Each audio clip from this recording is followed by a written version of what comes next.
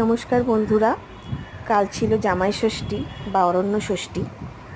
এটা অরণ্য ষষ্ঠী নামেও পরিচিত। বহুকাল আগে অরণ্য দেবীর আশীর্বাদে এই ষষ্ঠী শুরু হয়।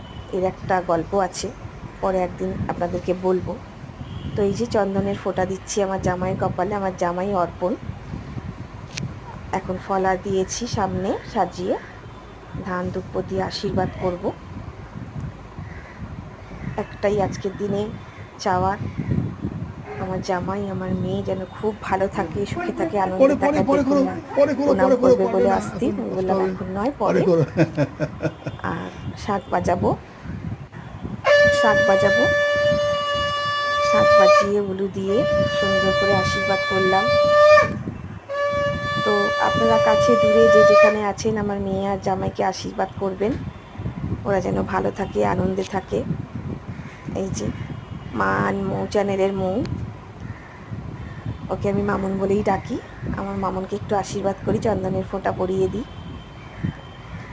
তো কালকের দিনটা খুব ভালো কেটেছে। মনের মতো করে সুন্দর করে রান্না বান্না করে সাজিয়ে মেয়ে আর জামাইকে দিয়েছি। বহু স্বাদ ছিল মনে, জামাই ষষ্ঠীটা খুব সুন্দরভাবে করব। তো সেটা করতে পারলাম। এরপর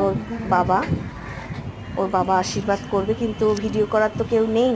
ওর বাবা আমাকে ভিডিওটা করে দিল। এই দু হাত দিয়ে আশীর্বাদ করি, ঠাকুরের কাছে বলি যে ঠাকুর ওদের ভালো রাখো, আনন্দে রাখো, সুখে রাখো। আর কিছু চাই না তোমার কাছে আমি। আপনারাও সবাই ওদের আশীর্বাদ করুন। নমস্কার বন্ধুরা।